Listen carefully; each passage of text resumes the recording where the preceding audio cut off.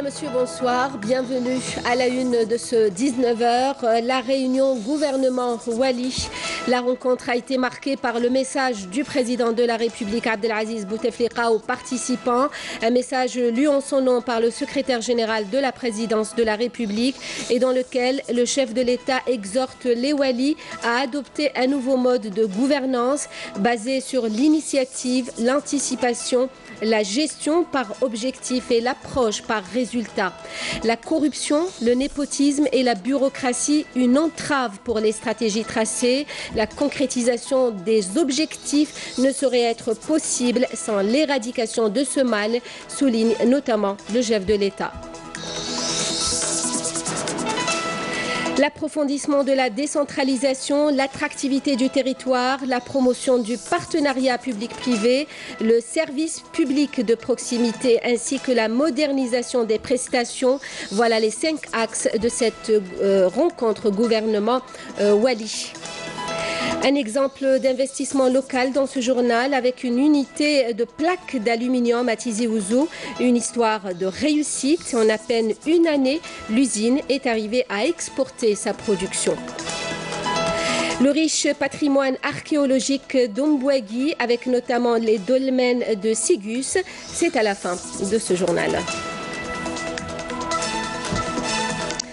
Mais avant de revenir en détail sur ces titres de l'actualité, ce message du président de la République, Abdelaziz Bouteflika, adressé à son homologue mauritanien, le président Mohamed Ould Abdelaziz, un message de félicitations à l'occasion de la fête nationale de son pays, dans lequel le chef de l'État réitère son attachement à poursuivre le travail en vue de hisser les relations de fraternité et de coopération qui lient les deux pays à des niveaux plus élevés.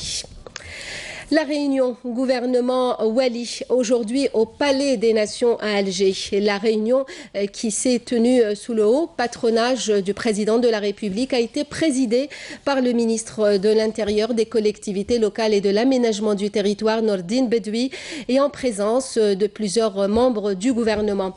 La rencontre a été marquée par le message du président de la République, Abdelaziz Bouteflika, lu en son nom à l'ouverture des travaux par le secrétaire général de la présidence de la République, Habba Al-Aqbi, et dans lequel le chef de l'État exhorte les Wali à adopter un nouveau mode de gouvernance basé sur l'initiative, l'anticipation, la gestion par objectif et l'approche par résultat, appelant les collectivités locales à s'acquitter pleinement de leur rôle dans le développement national. J'ai donné des instructions claires pour le renforcement de la décentralisation, la promotion du service public et pour vous permettre d'assumer pleinement vos responsabilités en matière de gestion des affaires publiques locales, a indiqué le président de la République, notamment dans son message. Le président de la République, Abdelaziz Bouteflika, a mis en garde aussi dans son message à la conférence gouvernement Wali contre les manœuvres politiciennes observées à l'approche de chaque échéance cruciale pour le peuple algérien. Les points forts du message du président de la République dans cette synthèse de Abdelmajid Benkassi. Le chef de l'État a estimé normal que la stabilité de notre pays soit ciblée par des cercles de prédateurs et de cellules dormantes qui s'acharnent à attenter à sa crédibilité et à la volonté de ses enfants. Les manœuvres politiciennes que nous observons à l'approche de chaque échéance cruciale pour le peuple algérien est la preuve tangible de ses intentions inavouées qui s'éclipsent dès que notre valeureux peuple leur tourne le dos, a-t-il ajouté, affirmant que si certains réduisent les enjeux du présent et de l'avenir au changement et à la succession des responsables et des personnes et entreprennent pour des raisons obscures de propager cette idée, vous savez, vous qui êtes sur le terrain à relever au quotidien les défis sécuritaires et socio-économiques, que l'enjeu est beaucoup plus grand. Votre réunion aujourd'hui dans le cadre de cette rencontre annuelle coïncide avec les festivités marquant la célébration par notre peuple de l'anniversaire de son insurrection historique contre le colonisateur et le déclenchement de la guerre de libération pour le recouvrement de sa liberté et sa dignité. Une guerre à laquelle nous avons eu l'honneur de participer aux côtés de valeureux et vaillants frères, dont certains sont morts en martyrs et d'autres ont poursuivi l'œuvre de libération jusqu'à son aboutissement et contribué par la suite à l'édification et à la construction. Ce que nous avons accompli ensemble en termes de sécurité et de progrès grâce aux énormes sacrifices des uns et des autres suscite l'admiration des peuples frères et amis qui y voient un exemple de développement social intégré ayant réhabilité l'homme en le plaçant au cœur de l'approche de développement. En matière de sécurité, la réconciliation nationale et le vivre ensemble en paix sont devenus les grands titres d'une approche stratégique internationale de lutte contre la radicalisation et l'extrémisme dans le monde. La nation algérienne fonde sur vous de grands espoirs. Les collectivités locales sont appelées à s'acquitter pleinement de leur rôle dans le développement national et j'ai donné des instructions claires pour le renforcement de la décentralisation, la promotion du service public et pour vous permettre d'assumer pleinement vos responsabilités en matière de gestion des affaires publiques locales. J'attends de chacune et de chacun de vous de sortir par votre sérieux et votre persévérance du cadre routinier et monotone de votre travail de mise en œuvre de programmes publics et de politiques développées et décidées au niveau central et d'adopter un nouveau mode de gouvernance basé sur l'initiative, l'anticipation, la gestion par objectif et l'approche par résultat. Les grandes lignes de la stratégie nationale sont fixées et connues de tous. Discutées et examinées à maintes reprises, elles consistent essentiellement en l'affranchissement de la dépendance à la rente pétrolière et la concrétisation de la diversification économique escomptée à partir des spécificités des collectivités territoriales que vous représentez ou que vous administrez. Le président de la République a affirmé qu'au moment où les walis et élus locaux s'attellent d'arrache-pied à la matérialisation des stratégies tracées sur le terrain, nous constatons la propagation dans la société de fléaux représentés par des parasites handicapants pour vous et s'abordant vos efforts à des fins malveillantes et qui s'appliquent sans vergogne aucune à imposer des pratiques répréhensibles et condamnables par la loi et la morale, à l'image de la corruption, le clientélisme et la bureaucratie.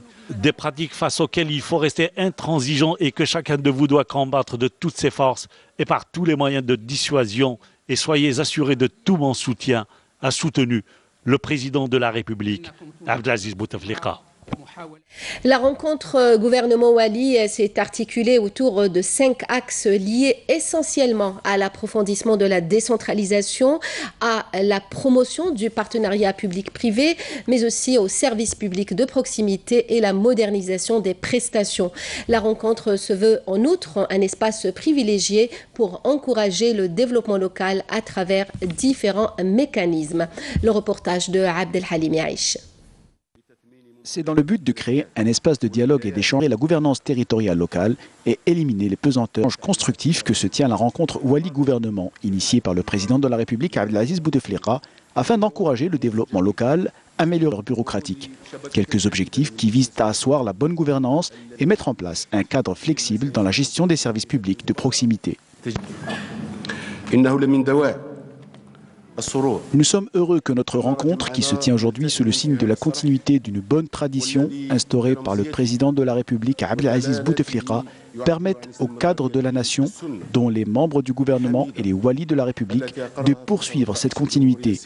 La rencontre Wali-Gouvernement se tient sous le haut patronage de son Excellence, le président de la République, à qui nous devons toute notre reconnaissance et notre respect pour ce qu'il a présenté comme orientation concernant les débats autour de la gestion de nos collectivités locales dans le cadre du développement et de la croissance nationale. Les 5 ateliers techniques verront la participation des différents acteurs œuvrant au niveau des collectivités territoriales qui auront à dégager des recommandations concrètes pour relever les différents défis liés au développement local et régional.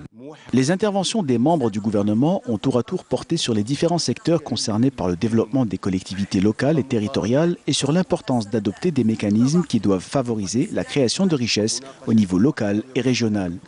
Les 5 ateliers mis en place aborderont les thèmes liés au renforcement de la décentralisation, à l'attractivité du territoire, à la mise en place d'un écosystème numérique territorial, ainsi que d'une nouvelle approche de l'entrepreneuriat et du partenariat pour l'émergence d'une économie locale. Et à propos d'économie locale, la Semaine Éco, l'émission présentée par Imen Khmissi, abordera ce soir l'entrepreneuriat local. Ce sera juste après le journal de 20h sur Canal Algérie.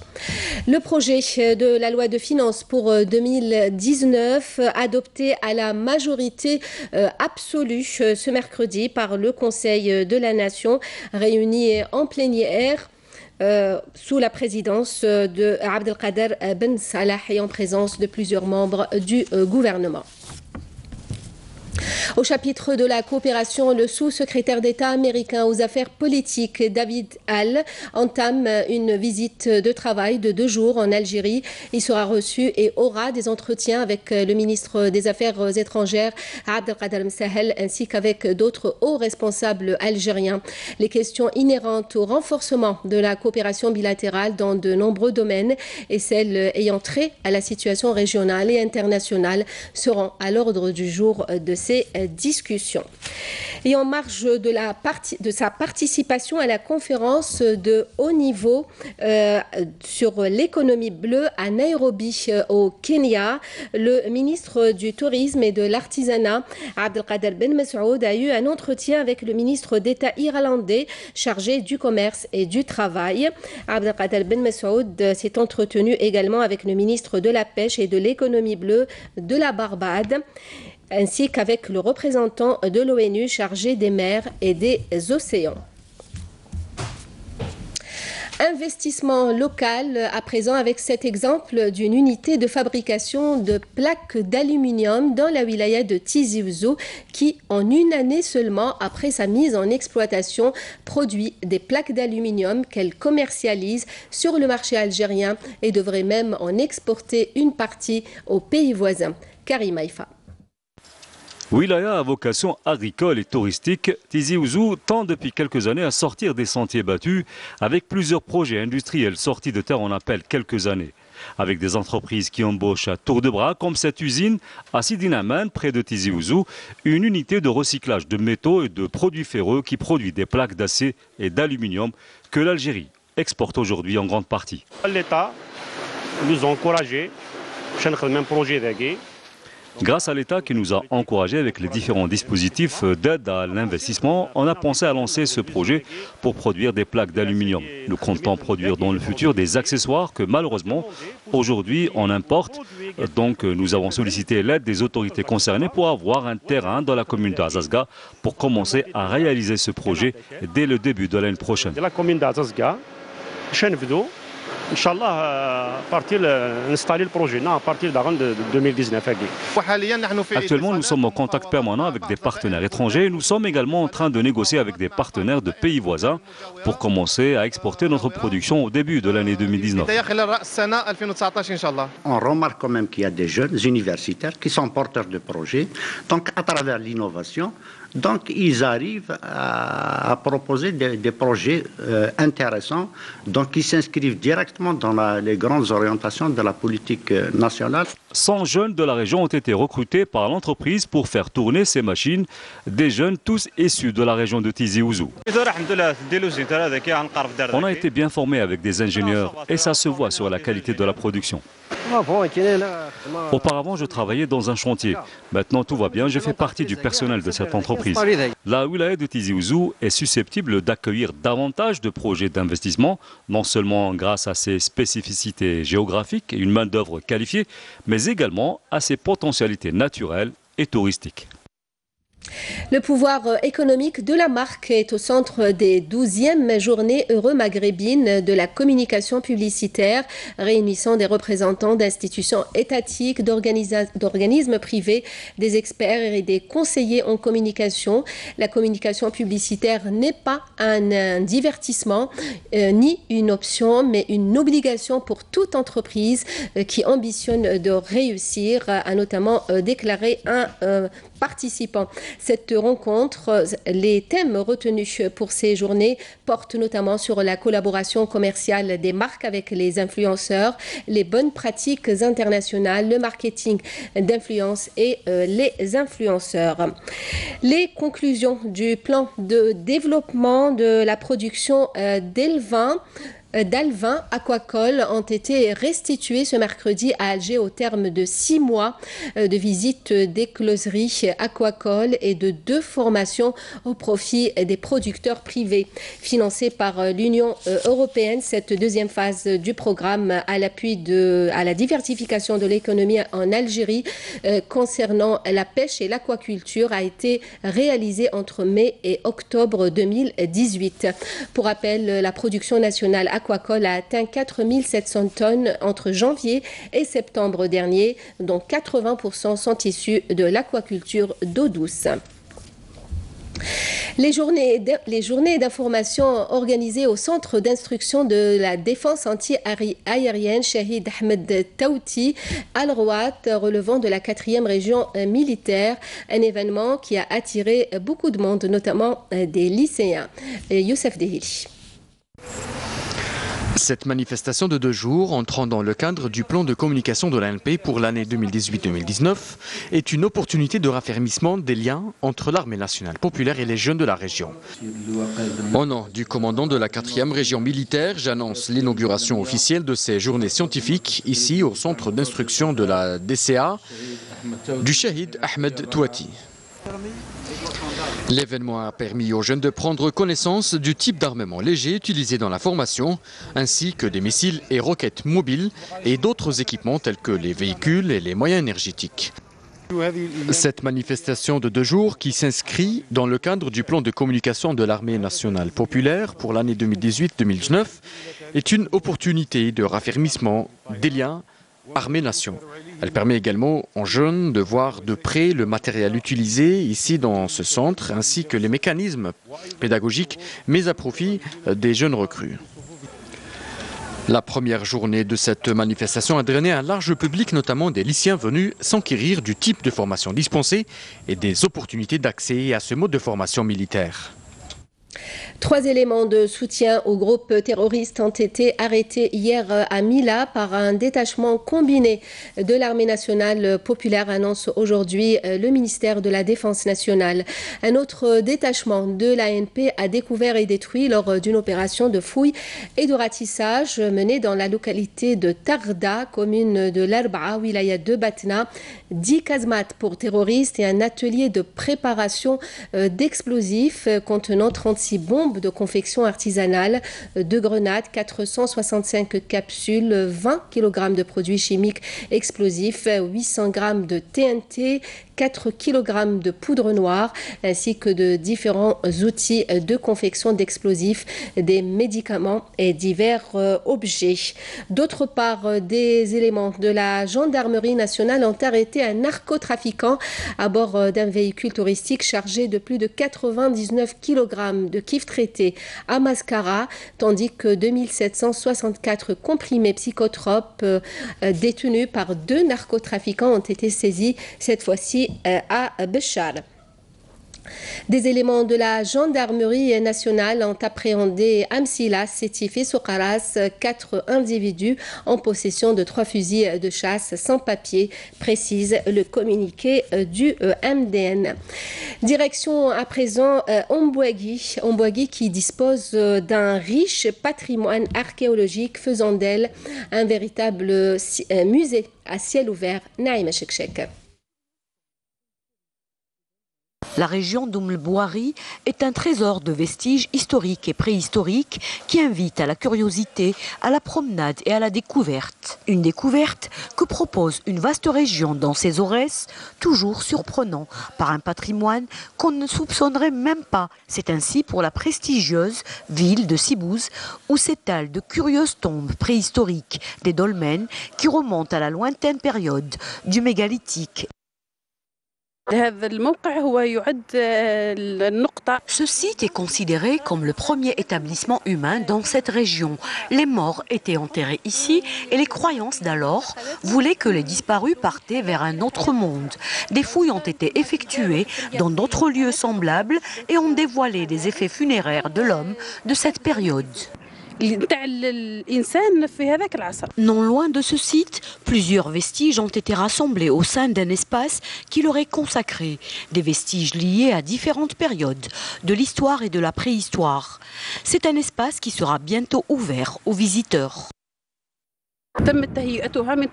C'est un espace aménagé par la direction de la culture dont la gestion a été confiée à l'Office national de gestion et d'exploitation des sites culturels. Les vestiges de la région de Sibouze attendent encore des prospections et des fouilles qui mettront davantage la lumière sur bien des secrets jalousement gardés par nos très lointains ancêtres de la préhistoire. Et on termine ce journal dans la belle forêt de Temesguida au sud-est de Jijel, une forêt de chênes qui évolue entourée de frênes et d'érables. Voici un extrait du documentaire de Rahim Abdelaziz dont l'intégralité vous sera bientôt diffusée sur Canal Algérie. De la forêt de Temesguida sont pleines de vie.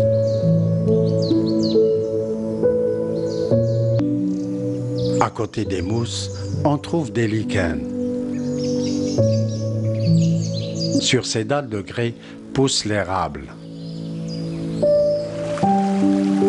À même les talwegs évoluent chênes et érables. Les chênes sont bien venants et élancés grâce à l'abondance de l'eau.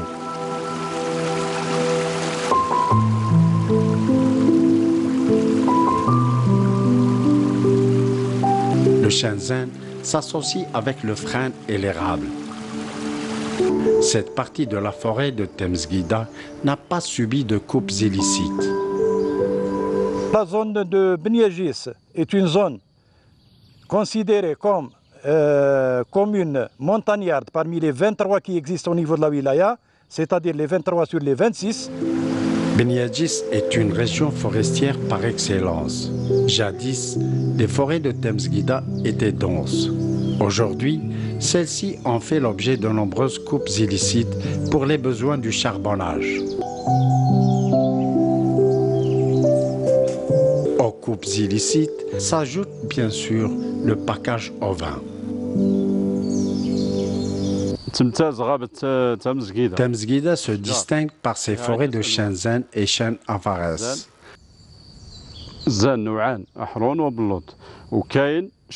Aux chênes s'ajoutent les frênes et l'érable.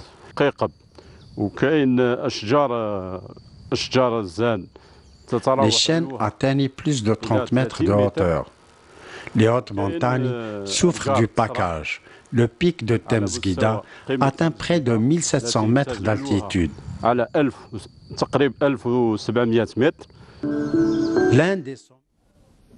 C'est la fin de ce journal, le rappel des principaux titres. La réunion gouvernement-Wali, la rencontre a été marquée par le message du président de la République Abdelaziz Bouteflika aux participants.